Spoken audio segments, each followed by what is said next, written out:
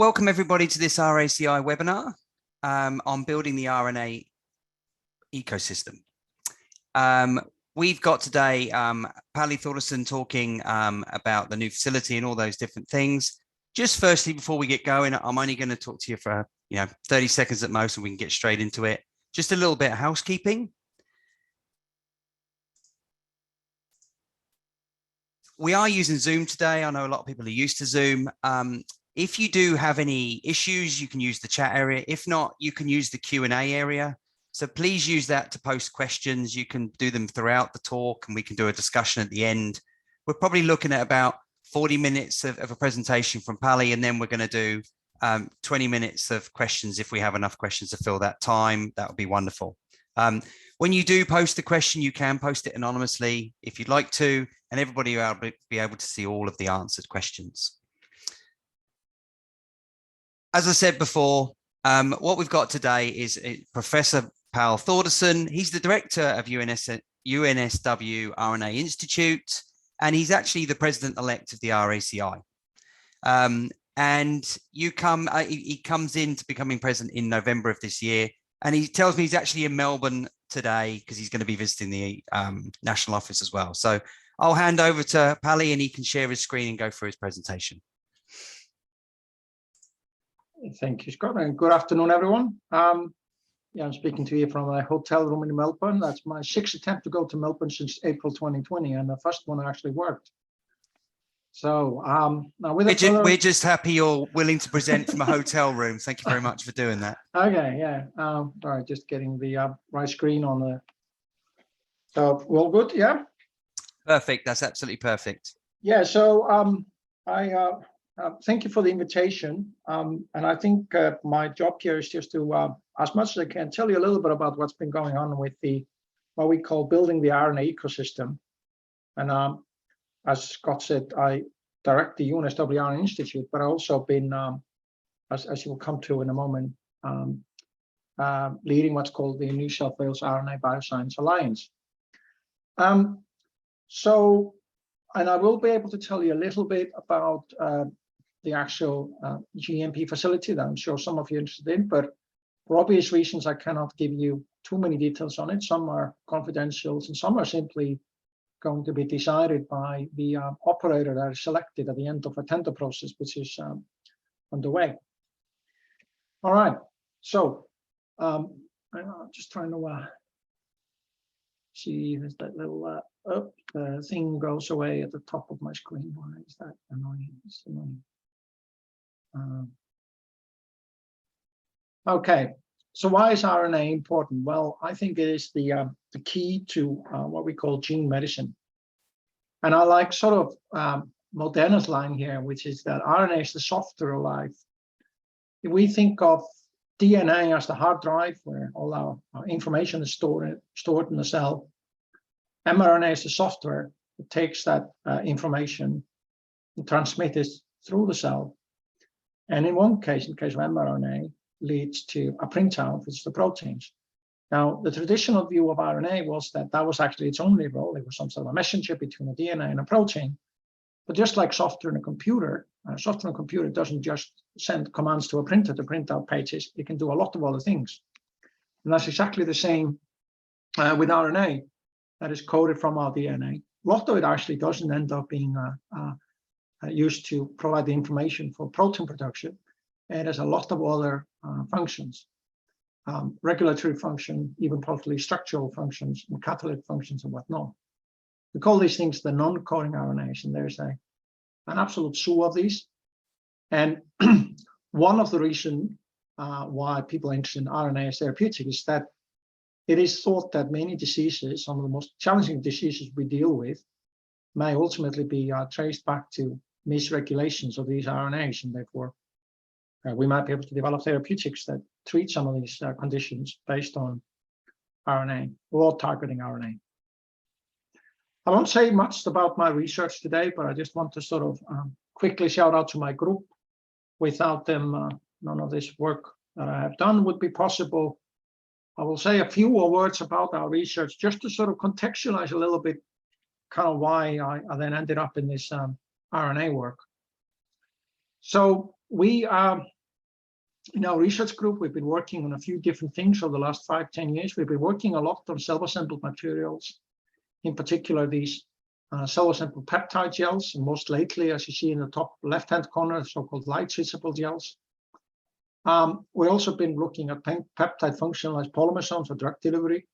That collaboration is with the Children's Cancer Institute, and as part of the Australian Nanomedicine Centre, which I've been part of for 10 years. So I've been in this nanoparticle delivery field for a long time, and sort of you can see why that becomes important later on. Now, we've also been involved in a project with gene therapy. Most importantly, in the last few years, we sort of pivoted to start looking at RNA peptide droplets and gels. And the original motivation for this was as far away from practical as possible, was actually to understand how life originated. Why is RNA important? What does it have to do with gel in that fascinating quest for understanding how life originated? Well, it comes down to this hypothesis that a key intermediate between the prebiotic superchemicals at the early days of Earth and the first living creature was something we call the RNA world. And the reason for we think that an RNA world was potentially a key milestone. The RNA is kind of unusual in terms of all the biomolecules, that it can function both as an information carrier, such as in the mRNA in the ribosome. It can also act as a catalyst to form peptide, as it does in the ribosome.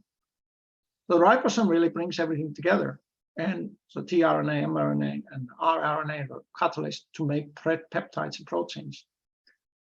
So a natural extension of the question would be, was there a proto-ribosome, a much simpler catalytic / information system based on primitive RNAs and peptides? And I think, yes, most likely. And in fact, that system may have started off as more like a gel-like system than a discrete molecular assembly.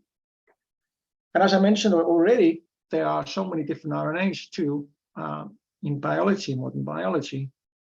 And I draw your attention to this review written by Mark Dishner at the Scripps Institute in Florida, who is a medicinal chemist and has already 2 startup companies under his belt, using small molecule medchem approach to target RNA, non-coding RNA protein interactions that are important in diseases. So what I just said earlier is already being realized, that there are already medical interventions in development targeting some of these non-coding RNAs that seem to play so many different roles in our bodies. And in terms of that gel stuff, in particular, I'm interested in the so-called liquid-liquid phase separated system. And those systems when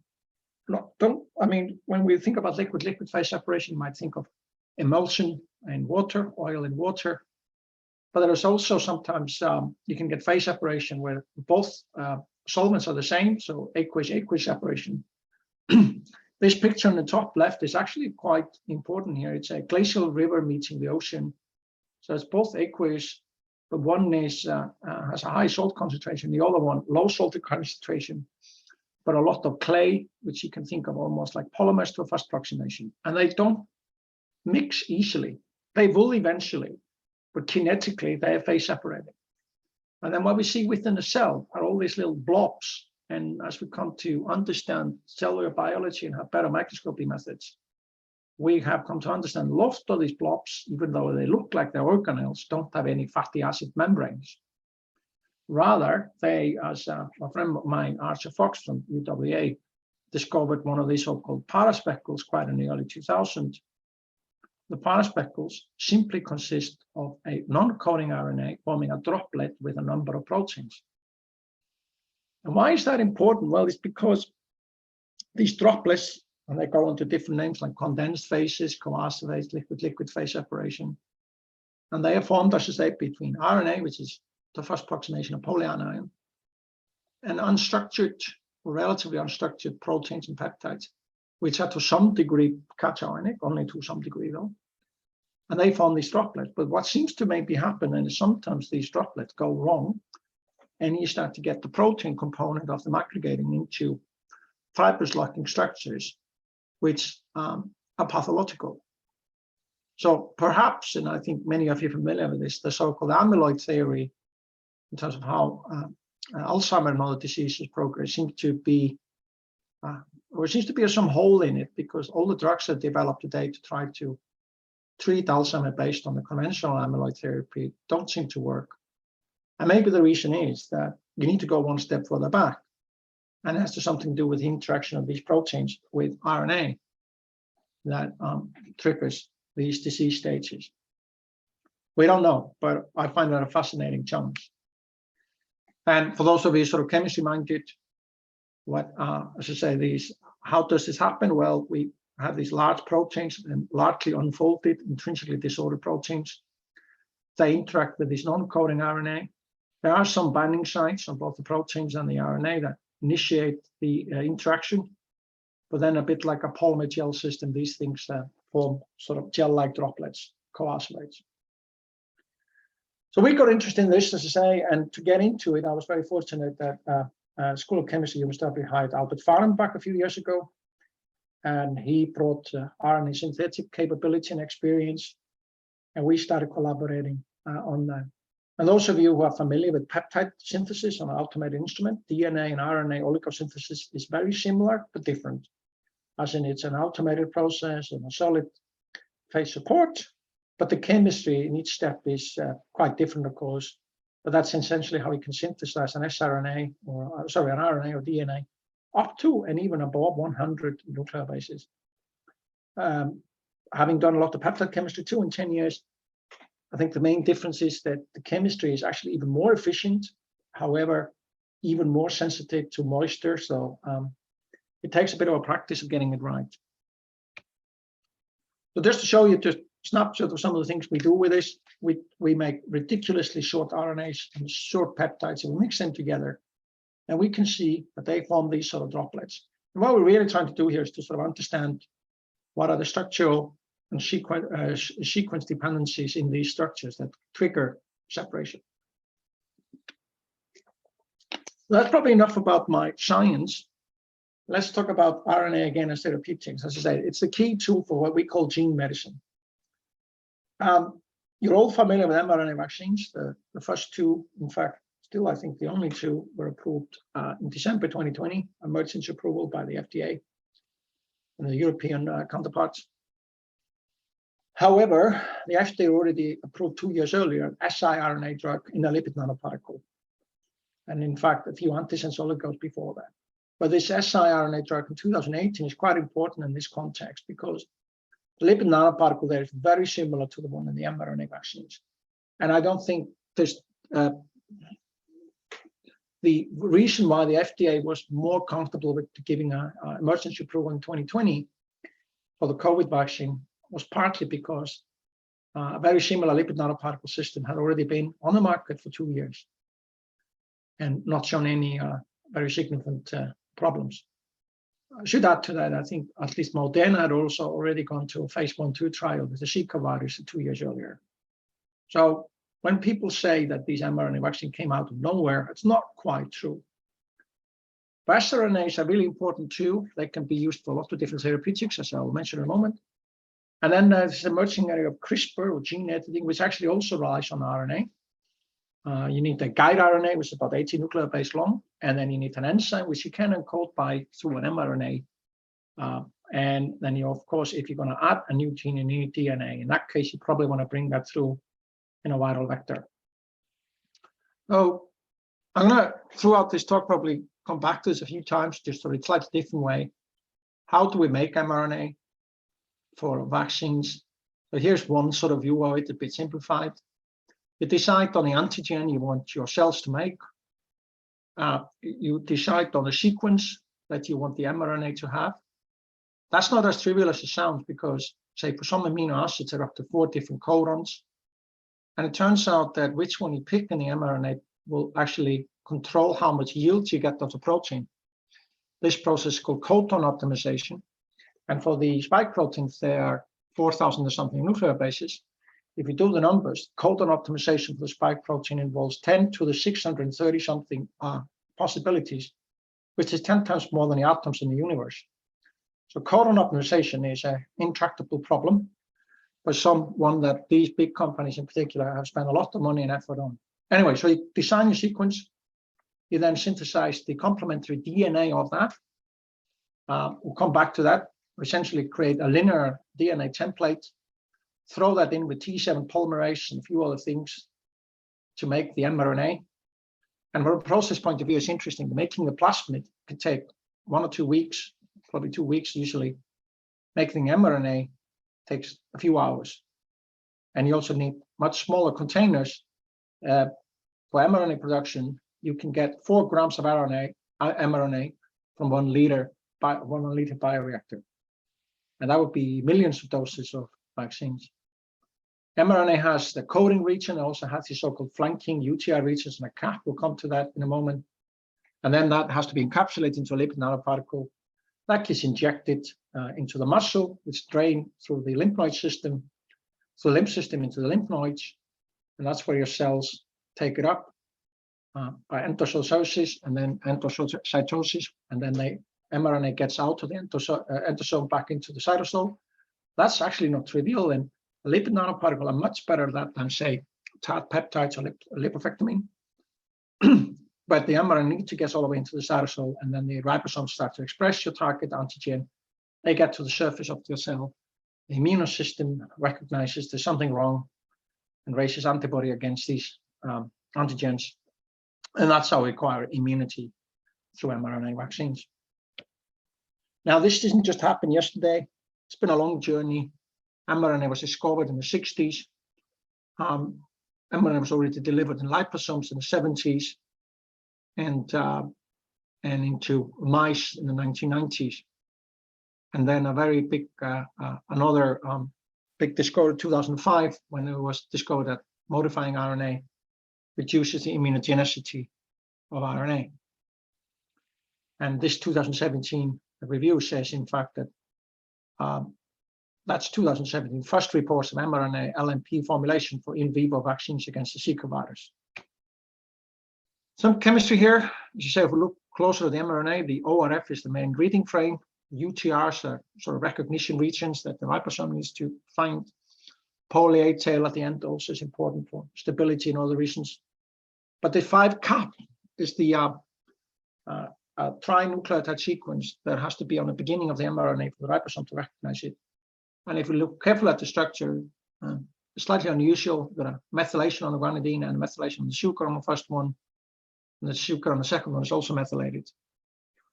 And as I said, then Katalin Karikó discovered in 2005, if you, throughout the sequence of the mRNA, use modified uridine, you very significantly reduce the immunogenicity. This is the other key for making mRNA vaccines functional. This is, on the other hand, though, 22% of the entire material cost of making mRNA vaccines, and the capping nucleotide, 44%. Now, obviously, in a lot of cases, not just because the chemistry is hard, it's because there's a single company who owns the commercial license to that and charges quite a high fee for that. Even if you count in people costs and equipment and so on, that one capping nucleotide is somewhere in the order of 20 to 30% of the entire production cost of mRNA vaccines at scale, you know, if you make 1 billion doses or so. So once again, just look at the mRNA production. You design the sequence, you do in vitro transcription, so you've got a DNA plasmid, throw them in the enzymes. And in terms of process purification, it's actually after that very similar to protein purification. It's done by ion exchange columns and affinity columns and so on. Get your mRNA pure. Then you mix the mRNA and the lipids together. The mRNA is dissolved in a low pH buffer, lipids and ethanol. And those two solutions are mixed together in a microfluidic type or injection type system to cause what we call in polymer assembly nanoprecipitation. And that creates a lipid nanoparticle. Then you buffer exchange that to a higher pH. This stabilizes the lipid nanoparticle and filter it and put it into your vaccine vials. A bit about the lipids. I'll just do this both slides. The two companies use slightly different lipid mixtures, but essentially they have the same function. The lipids in blue are the most important ones. They are called cationic lipids.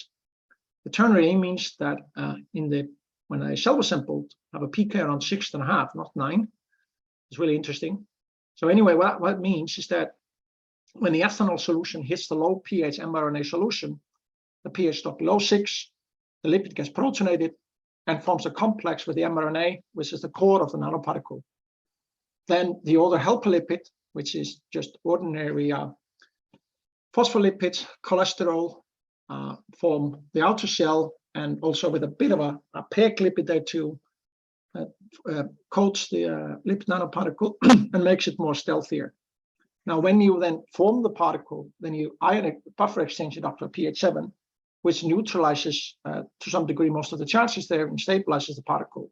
So that's what gets injected into you.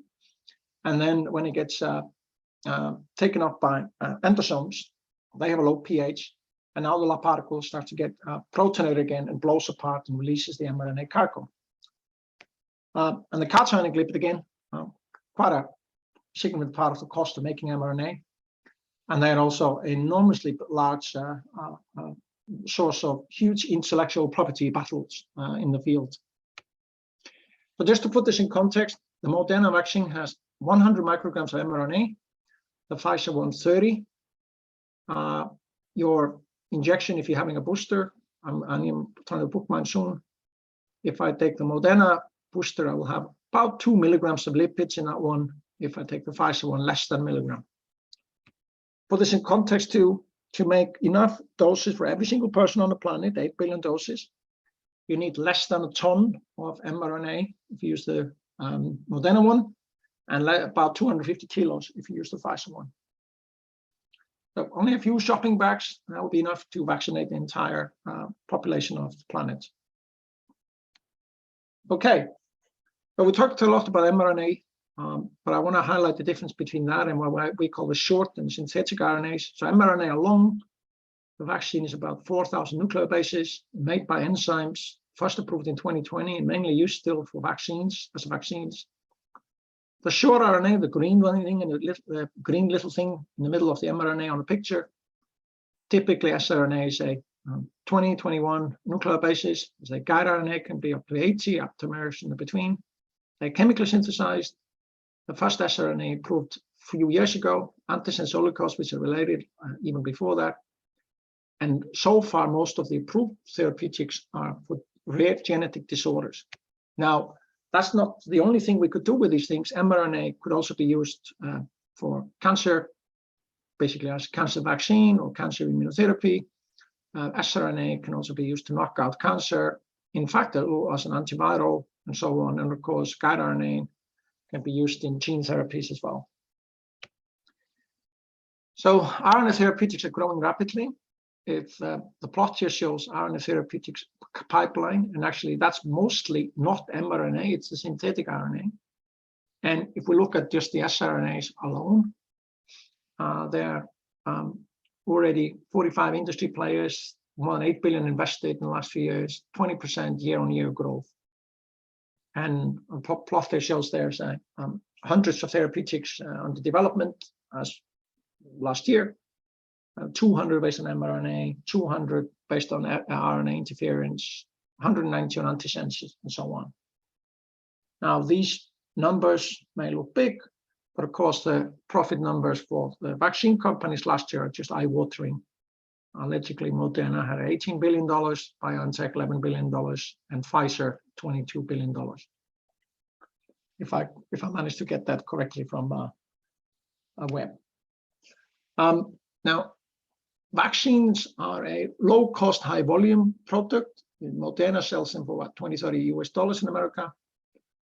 Most of our therapeutics are the other way around. They're low-volume, high-cost products. So if you look at these siRNA drugs, which are already on the market, you can see the annual price is clearing $500,000 US, which is a lot. In one case, Milocin, it was made for a single patient through a charity. It was a girl with a hereditary disease, and they managed to create an antisense therapeutic for her with a 10 months turnaround. Did prolong her life, but still, unfortunately, by the time it was ready, it was too late, and she did pass away 2 or 3 years later. But it shows you what can be done. And Prato is made $500 million now already for a smaller company, even though there's only 2,000 people on the planet taking that drug. Okay, so one last thing to say about ecosystem development is that I look at it from the point that we need to bridge the valley of death. If we borrow from rocket design and other engineering fields, in therapeutics, I wouldn't say easy, but it's relatively easy to get a research idea funded in academia. Obviously, once you get to phase 1, 2, if it started to look successful, you have no shortage of people willing to fund you. But it's all in between, especially the preclinical development and early human trials, is really hard to fund. That's where the valley of death is. Of course, before 2020, there was nothing really in RNA therapeutics in Australia beyond that first initial research stage. During the early stages of the COVID crisis, 6 people came together in a very informal way, a very self-assembled way, if I use chemistry terms. Myself, 2 virologists, Nigel Macmillan and Damien Purcell, 2 RNA biologists, Arthur Fox and Thomas Price, and then Colin Powelton have been working on DNA RNA therapeutics and drug delivery for a long time. We kind of came together first to try to help Colin out. He was the pioneer here in Australia to develop an mRNA vaccine. And when we came together in July 2020, we spent a lot of time initially trying to lobby for him to get more support. It did eventually start to pay off when the Victorian government started supporting his work, which led then to a deal between him, the government, and the ITT company Melbourne, which then started to formulate an mRNA into lipid nanoparticle late last year. And clinical trials have commenced here in Melbourne a couple of months ago. Now, at the state level, the Victorian strategy in this space is driven by mRNA Victoria. We expanded the group last year, included a couple of more key people, a few more people, particularly worth mentioning Frank Munro from UQ and Willem Rollenstone from South Pacific Share in New Zealand. And I was interested to see that the media thought that what we're doing had won the hearts, minds and dollars of the public. The federal government also had what they called an approach to market last year for population scale mRNA production. We don't know the exact number, but rumors have at least 10 beats were put in. We also had a workshop about this. The federal government then announced the outcome of the whole process was, even though they're not formally part of the process on the side, was a deal with Moderna to build an mRNA facility in Victoria. Now, it's really good for the nation. I got to say, it's like it's cheaper than a nuclear submarine, but probably much more useful. It means that we will have a local facility to make the mRNA products that Moderna has within a couple of years in Melbourne. I can say here in Melbourne because I'm now in Melbourne. One thing, though, to realize is that good as that facility will be, national security and also it will support research in that area, it's not likely that Moderna will be taking on any product from anyone else to make in their own facility, at least unless you hand over their IP. So there's probably space for alternative approaches. Just to highlight too, there's a few other things going on around the country, and there's been quite a lot of work in antisense oligos always over in Perth, and there's 2 companies in that sort of space there. There's the base facility, which is some similarities to our UNSW RNA Accelerator Facility, UQ. There's a really powerful center on RNA biology forming at ANU. Biosina in Adelaide has now pivoted towards plasmid production and wants to go into mRNA manufacturing. On a slightly different note, CSL announced in February that, at least for the time being, they're going to do all their mRNA development in Massachusetts. We hope they change their mind on that one, though. Now, so my story is that I started in nanomedicine 10 years ago, was part of a large center of excellence in that space for a long time. Albert then started doing RNA synthesis a few years ago, and it was after that, and before COVID, I approached the chief scientist's office and suggested to them we should maybe look at going into RNA manufacturing in New South Wales. Partly because it's a new area, and then maybe we're going to have a bit of a head start there. And those ideas were taken quite well by the people I spoke to, and everything government goes always first slowly, then slowly, and then actually starts to go very fast. And that's exactly what happened here. New South Wales Health got interested towards the end of 2020, and then the government and the politicians mid-21. And what the Premier then said is that she wanted this to be a collaboration between all the universities in New South Wales and the government. So the gentleman there in the middle of the picture is Barney Glover, is the Vice Chancellor of Western Sydney University and the Chair of the Vice Chancellor's Committee, representing all the 14 universities in New South Wales and ACT. So he asked then me to lead the New South Wales RNA Bioscience Alliance to work with the Chief Scientist, Hugh Durham-White, which is on the right-hand side of the photo, to formulate this RNA ecosystem strategy for the government. Now, this is maybe somewhat after the fact, but this is how, I think still already last year when we started this is something we envisioned, some sort of roadmap, how things could look like.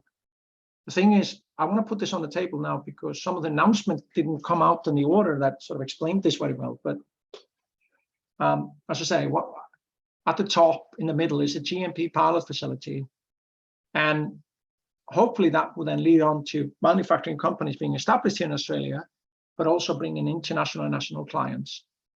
To underpin the success of the facility, the idea was also to fund a large, long-term R&D plan, which would be intimately linked to the universities.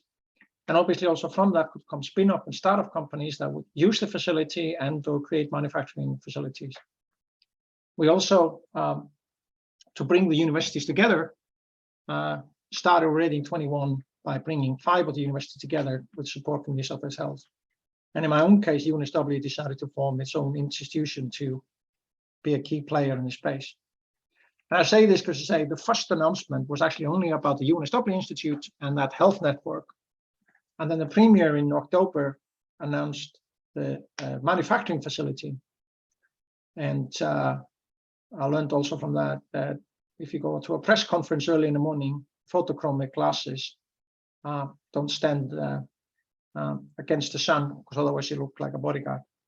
I want to highlight also the role that Gabrielle Upton, who was the Parliament Secretary, the Premier, played in all of this. She's actually retiring now from politics, but she's been very supportive of this entire endeavor the last 2 years, and in fact, many other scientific schemes that the New South Wales government has been funding.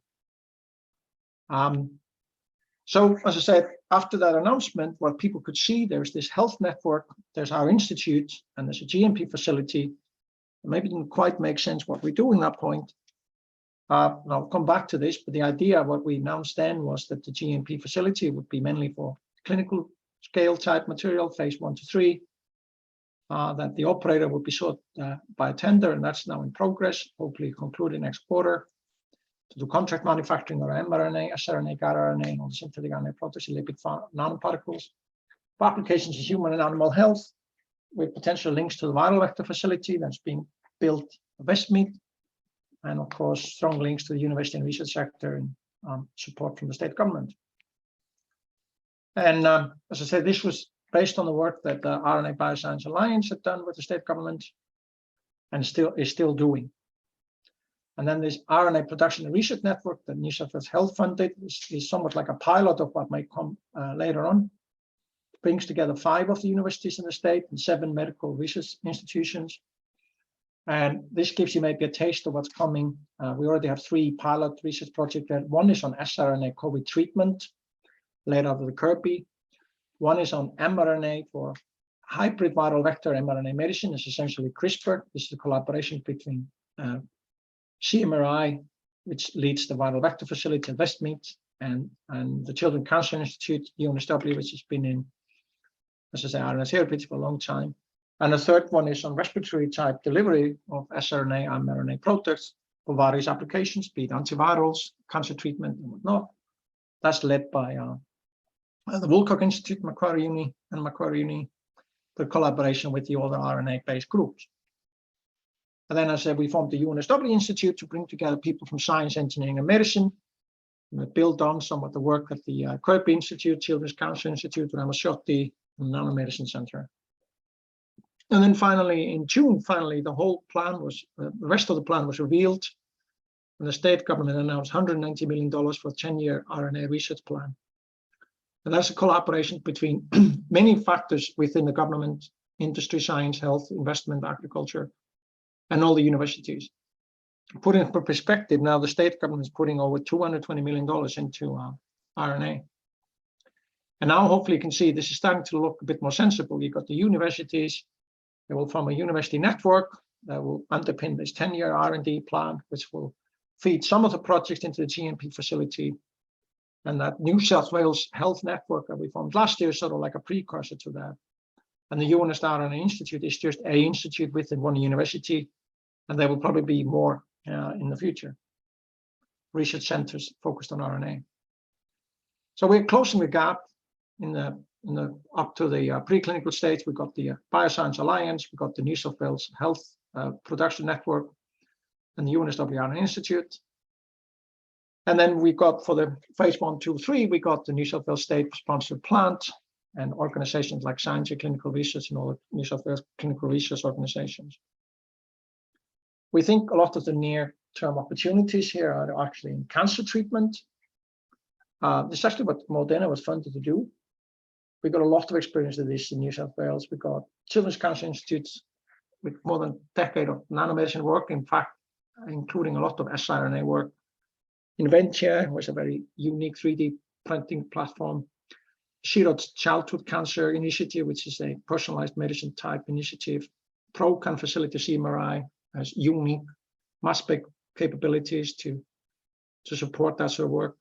And the Precision Oncology Screening Platform that the federal government funded and is headquartered at the Garvan Institute. Longer term, we think that one of the key opportunities for the New South Wales facility and our ecosystem here is in CRISPR gene editing, could be used for various genetic disorders, cancer, HIV, and so on. And it can be done either by using a combination of RNA products, viral vectors, or both.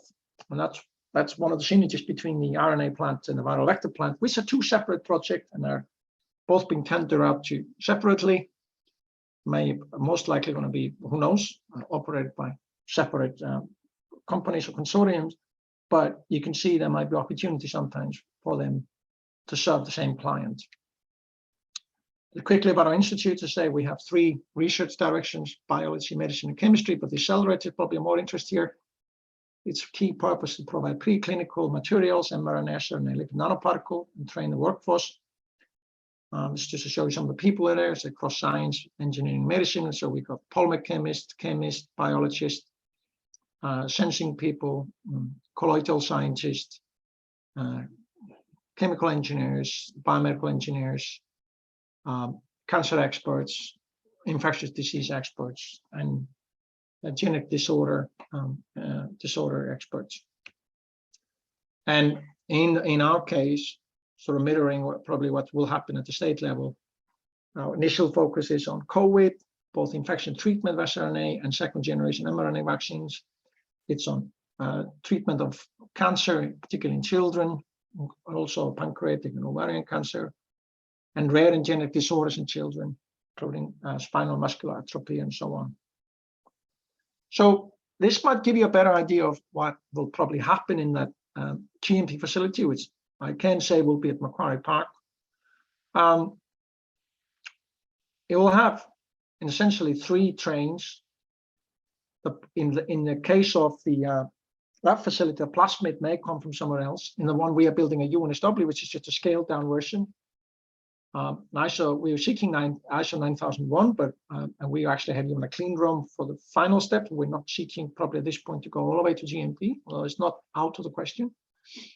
But they say you got to start by making a plasmid, and that's a cell-based process. And then you isolate the linear DNA, and then you do the mRNA production and characterization. Whereas synthetic RNA production is a totally different train involving organic solvents and whatnot. And then you make lipid nanoparticles out of either product or both in the case of CRISPR. Just to show you what this looks like in our lab, this is like a small version of probably might happen in GMP lab. You have this RNA synthesizer. You can make up to 100 nucleotide long products. Purification, in our case, we do by prep PLC, but we can also do it by FPLC, like ion exchange chromatography. And then we lipolize it, and it's ready for the next stage. In our case, QC is heavily reliant on chromatography methods and mass spec. Now, mRNA is a little bit different. This is a nice diagram, sort of to say you make the plasmid by fermenting E. coli with your target plasmid, and then you harvest the plasmid from that E. coli, purify it and linearize it. And that's what goes into the transcription reaction with the T7 polymerase. And then you isolate the mRNA and mix it in with lipid nanoparticle. And that's how you create your vaccine. Sort of on the right-hand side, I put here sort of key QC considerations. Making a plasmid, you got to make sure that you got the right plasmid. So you need to sequence it and also check the purity by chromatography. Once you made the mRNA, again, sequencing, chromatography, gel electrophoresis. And what's often done too is to do an in vitro expression test. So you see if the mRNA makes the right protein by treating cells in vitro, and then analyzing the proteins by proteinomics to see if you got the right sequence. And then once you put them into a lipid nanoparticle, you need to check the lipid nanoparticle composition by HPLC. And again, check the integrity and the stability of the mRNA with the same test as I mentioned before. And then look at the loading by methods like fluorescence or HPLC and size of the particle with DLS. And of course, they have all the things like endotoxin tests and whatnot. So in our case, when we do mRNA, if we're going to do it, we use a small-scale bioreactor, and then we purify it by FPLC. And then characterization involves techniques like HPLC and capillary electrophoresis and so on. And then a lipid nanoparticle is our skeleton on these really small devices that are essentially just 2 syringes that hit a microfluidic device, and then you do a filter and buffer exchange and characterize the product. So coming back, as I say, with that facility required park, and I think it's easier for me to try to say more about it in questions. What I can say, the operator is being sought to tender processes and train. What the attendees are apparently told is that what's been looked at is a relatively small scale facility. In the case of mRNA, something like 5-liter bioreactor, synthetic, maybe 100 millimole. These are relatively small scales. And then appropriately sized lipid nanoparticle formulation. There needs to be some fill and finish. It's up to the operator whether they choose to do it by vials or single syringe. There is expansion space in the facility if they want to include DNA, plasmid DNA production, or increase to a larger fill and finish or something else. So, but the state government doesn't want to run this facility, which is why it's tendering it out, providing a subsidy for the building and for operation the first few years. But really, will come down to the operator how it will how exactly pan out. Then it doesn't have to be exclusively a CDMO as long as the operator allows people to come in for some CDMO type activities. It may or may not, the operator may choose to use the facility for themselves or something else part of the time. Okay, so that's sort of, as I say, now I think hopefully you can see how the whole, everything fits together. And again, we hope the operator will be very successful and bring in also a lot of both national and international clients. And everyone would encourage them to do that. And hopefully also out of that will eventually start to come manufacturing. If someone gets a product all the way through phase 3, they may decide to use the facility if they only have to do it on a small scale, or they might build their own then. I think I'm going to leave it there and open up for questions. Thanks, Pally. That's wonderful stuff. I'm glad to see as an analytical chemist or ex-analytical chemist, at least I recognized a few instruments at the end there, so make it a bit easier for me. You did say, obviously, you haven't got a crystal ball and there's a lot of things up in the air with tenders and stuff. But one of the questions is like, how many career opportunities do you foresee in kind of, 1 and 5 years at the Macquarie Park facility? You might need a crystal ball for that, I'm afraid. But do you envisage a lot of career opportunities moving forward? Yeah, look. I mean, I think you can sort of do the numbers in your head. It's a and this is public estimate. Of the $96 million, there's 70-something for capex, and about 20 odd for OpEx, and that's mainly to help the company the first 3-4 years. So I don't know, what does that translate to? A couple of tens of people, probably. Yeah, it is a phase 1 to 3 facility. Obviously, if the operator thinks that they can run a much larger business, no one's going to say no to them. But yeah, I think you can see that there will be jobs there, but it's not like it's not going to be thousands of jobs on day one. But what we hope is that also with the R&D plan, and then start to bring in companies as clients to do clinical trials here in Sydney and New South Wales in Australia and so on, all the derived jobs are going to be in hundreds, if not thousands. Right? Yeah, exactly. Yeah, no, that's good. It's good. It's good. One of the questions is about, main barriers to partnership with the government. Have you seen different between the state and federal governments with some of the stuff you've been working on? Okay. It's been a very strange period, hasn't it, the last 2 years? I'm an immigrant. I love this country. I've been here for 25 years, but until 2 years ago, you sort of almost forgot the fact it's a federation. And then we got a crude wake-up call on that front. I learned also through this process that there is kind of a reason why sometimes state governments go their own way, especially the big ones like Victoria, New South Wales, and Queensland, because it's just sometimes easier and quicker than getting everyone involved. I think RNA is a good example, right? That said, now that sort of dust is starting to settle a little bit, there's much more dialogue starting to happen across state boundaries. And for instance, the chief scientist who sort of owns the project for the New South Wales government is actively talking to people in other states. And they are talking actively back to him about, how there might be some collaboration opportunities in terms of, say, what that RNA facility for Purification will provide, right? And likewise, there will probably be scientists in New South Wales that may want to work with Moderna just simply because of what they have to offer, right? Yep. It's a different proposition. For some people going and working with them, even though it means you may have to sign off for your IP at some point, might be a better proposition than trying to develop it on your own. Yeah, exactly. It's good to see there's a bit more collaboration because, as you said, it was over the last couple of years. Yeah, as you say, I'm not from Australia myself, and the same thing. Just couldn't believe it. Just states did what they wanted. Anyway, moving on. Let me see what we could in the same way.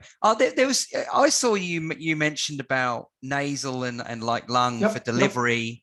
And someone's asked similar questions about, other chances of delivery other than injection. So is that on the COVID vaccine is where that's mainly being pitched?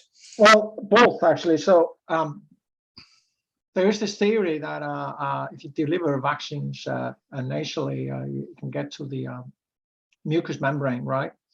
You build up immunity in the mucous membrane, and that would be more immediate, more active. So and then we might be more likely to see the vaccine doing, which they did kind of for the first 1 or 2 variants, which is basically stop infection, not just stop you from getting very sick.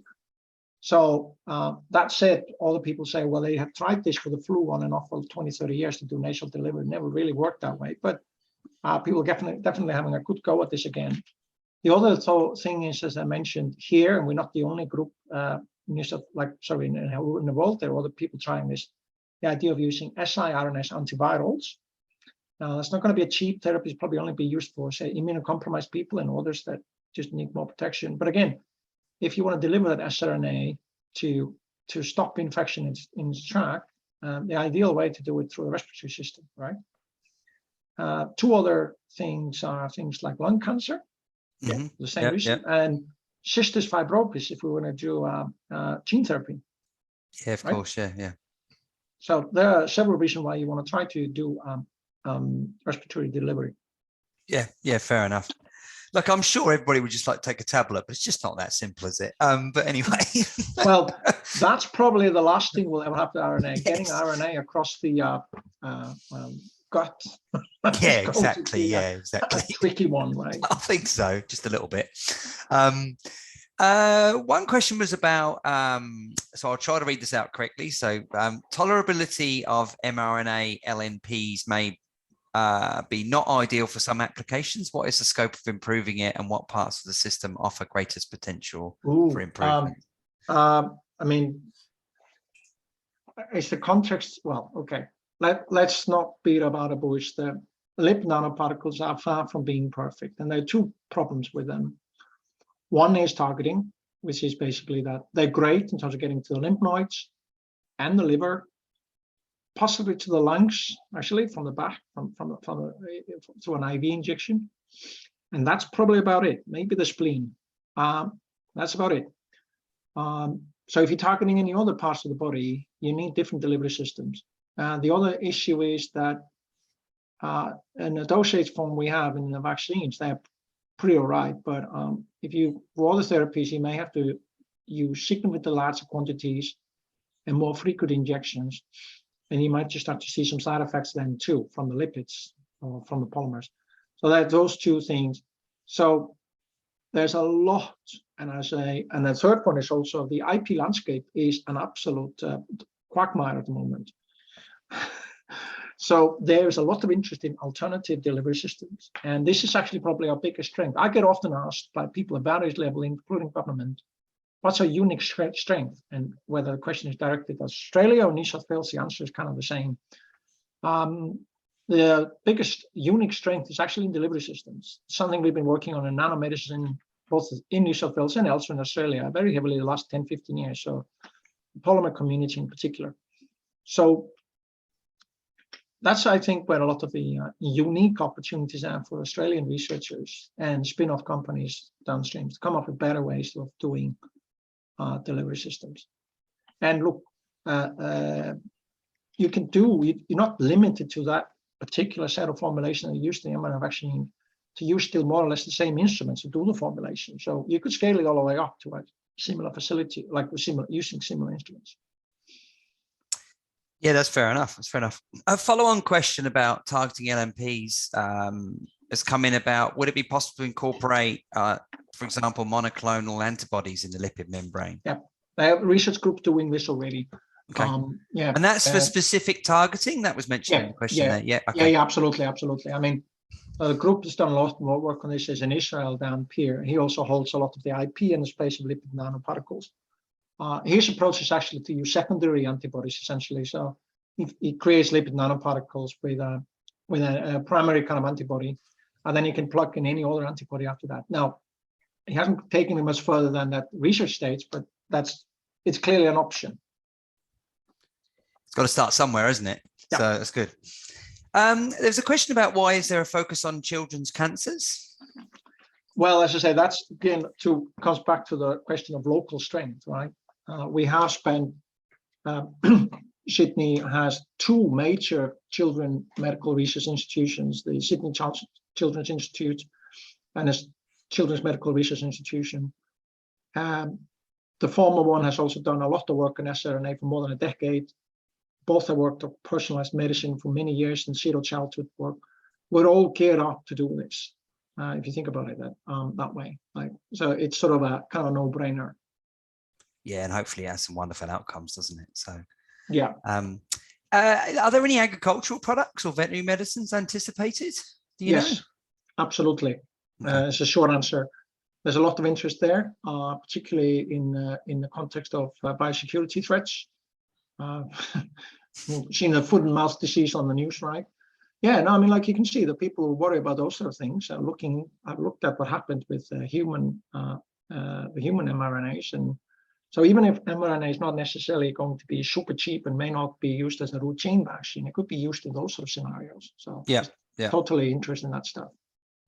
So a similar thing you've just alluded to there is, someone's mentioned, do you see siRNA therapeutics becoming lower in costs? So is it like everything else where it will come down if we just, do more and more of it, if you know what I mean?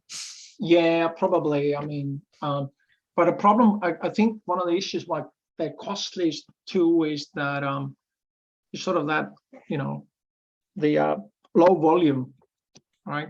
Yeah. Most of the sRNAs today target really rare genetic disorders. So in a sense, you gotta understand why the companies, I mean, the manufacturing cost is maybe not the main issue here. It's the fact that, say that most successful sRNA product has 2,000 clients in the world. Yeah. Right? It's not type 2 diabetes, is it, for example, is it? No, so, but this may change if we move into, say, children's cancer, which I'm like horrendous as they are, unfortunately much more common. Not to mention if we were looking at doing sRNA as an antiviral to treat immunocompromised people, right? So then we could maybe drive down the cost when we scale it up. Cool. There's a few questions coming in. It's wonderful. Thank you, everybody. I've got a few about kind of the institute and things like that. So we'll go through a couple of those. Hopefully you can. So one person asked, how does the ordinary man invest in these facilities? The government seems to be giving most of the money. Well, I mean, once the operator is selected, you may want to invest in that company. You buy their shares. Yeah, okay, fair enough. But, no insider trading here, please. I think actually more seriously, what we're hoping is that with the 10-year R&D plan in particular, so it will take a few months to set that whole thing up. It's going to be a consortium between all the universities and the government. There has to be a governance structure around that to manage that 10-year fund, right? But one of its purposes that accelerate research down the pipeline, and in the draft plan for it, which needs to be looked at again, because now the funding package has been decided on, and when you make a draft, you never know exactly what's going to be funded and whatnot, right? Mm-hmm. They were envisioned that there would be support for accelerating formation of spin-off companies and so on. So maybe that's where you want to invest once they start to see the spin-off companies coming out of the research streams. Yeah. Yeah, definitely. And what are the things the institute and the government can do together to attract those international clients and researchers? Obviously, you talked about those. Well, are there strategies already for that? I'm looking actually at the question list here. I mean, I think we need to be a little bit careful separating. Is the question directed too much the UNSW Institute or the New South Wales University Network? They're two slightly different things. Yeah. But I think the answer is almost the same, though, in both cases. The 10-year plan, one of its purpose will be to, shall I say, grease the wheels for those sort of collaborations, right? So that's what the government's trying to do. While we're also doing both within my institute, but also across New South Wales with that New South Wales Health Network as a pilot, and then hopefully with a larger one once it's up, is to work more collaboratively together to offer industry unique opportunity for collaboration. And one of the things we've envisioned here is that there will be kind of like a single front door for industry to approach the university sector, right? So, and I should say the federal government will also play a role here, because some of the schemes they already set up, even though they're agnostic to technologies, such as CRCPs, MRFF, and also the more recent ARC linkage fellowships and so on, will all help with this, right? And who knows, maybe the feds will do even something else now on top of that. Yeah, cool. Look, we've only got a couple of minutes left, so quickly, maybe you mentioned ISO 9001. Someone's question: why not GMP instead? Or is okay? So, and this is only for the UNSW Institute, of course. The Macquarie Park one is a GMP facility. Yeah. Look, I'm a chemist, a research chemist. I didn't really know anything about these things 2-3 years ago. I learned a lot since then. Thank you, people like David Edmondson, all on the call. And all the wonderful people, consultants, whatnot, I've spoken to the last year or two. There is a huge step up in compliance issues from going from just an ISO 9001 to GMP. So when we started the institute, that was not our vision, maybe partly because we expected hopefully a GMP facility to be earlier online. We hope that Macquarie Park facility will be online by late 24. So I'll put it out to you this way now. Again, we're not going to try to go to GMP unless we really think we have to, because of maybe some sort of an opportunity or emergency that we have to deal with. The analysis we've done recently suggests we could probably do it, but it will need, of course, a bit of a help and money, as everything in life, right? Yeah, exactly. But it was not the intention. Don't forget, it's an academic institution, right? We're not trying to run it as a commercial facility to support research. And once you get to phase 1, 2, you really are in a commercial domain, right? Yep. So that's not quite where we're in set up, but where we can do it. Okay. Makes perfect sense. And if you don't mind, we'll just do one last question, then I'll let you get away. No, I'm cool with a couple more minutes. Okay. You're right. No worries. Now we'll do one last one because, it looks like a good one to finish on, in my opinion. So in a post-COVID world, what do you expect the typical mRNA vaccine or therapeutic treatment timeframe to look like? 5 to 10 years, or will it accelerate? That's a really good question. I mean, I think this comes down to what both organizations like the FDA and the European counterparts and the TGA are willing to do. Having learned from the COVID experience, you can do things quicker. That all said, like the main reason why they were quick wasn't that there was any shortcuts. The main thing was there was never any hold up anywhere. You could always find volunteers to do your trials. The regulatory meetings were happening every day. You know, there was no shortage of people helping out with the QC, right? Whatever. If you're just doing a mundane thing now, you're not going to have that luxury. It's going to take you 6-12 months to recruit patients and all that. So I like to see that time frame shorten, but maybe, yeah, we'll have to see. We'll have to see what happens. We're in an interesting space, aren't we, with that one? Yeah, like, and some things can't get much shorter, can they, as well? You still got to go through all the steps. So definitely. But no, thank you very much. That's been wonderful, really, and really enjoyed that. I hope everybody enjoyed it. We got 20 odd questions. I only managed to get through about 15, so everybody was obviously engaged. That's wonderful. So what should we do about the remaining questions? Look, that's like I can answer at least some of them. If you would like to, yeah, if that's fine. If you don't, I'll just go very quickly here from what level is valuable proof? I'm not quite sure what that first question actually means. The relevant licensing authority to move the research for public use, and whether it's the Macquarie facility or not. But if it's a Macquarie one, the aim is to have it TGA licensed by end of 24. But that depends on everything going right. Yeah. Right. The institute, I think this is UNSW Institute, we're up and running actually in terms of basically doing clinical scale production. We hope to get the ISO 9001 by the end of the year.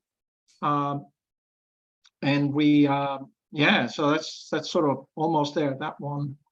The stability of mRNA and RNA vaccines. Stability, yes, that's a really interesting question.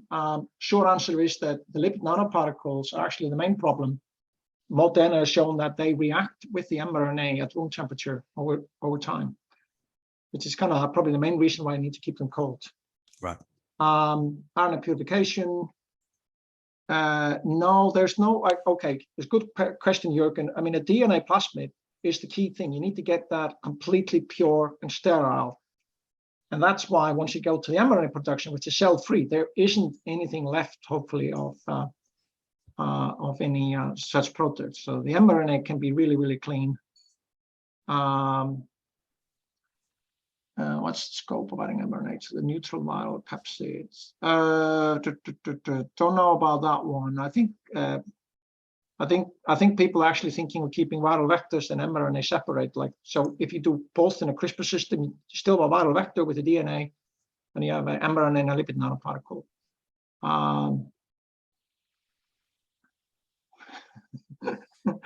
If someone knows Julia Bishop, just put in contact with me. Sure. You after a politician's career after? I have seen that ad.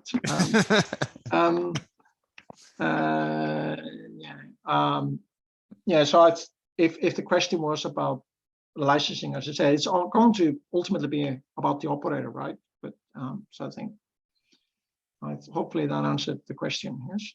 Oh, that's wonderful. Thank you. Okay. Thank you. That's great. And again, thank you very much for your time. Hopefully the mini bar's got a beer in it, and hopefully you can get room service or whatever. We can have for dinner. I'm heading out to the pub to meet a couple of friends from MIPS, including Colin Powton. Well, that sounds good then. That sounds good. Excellent. Thanks very much. Thanks for your time again. Cheers. Thank you. Cheers. See ya.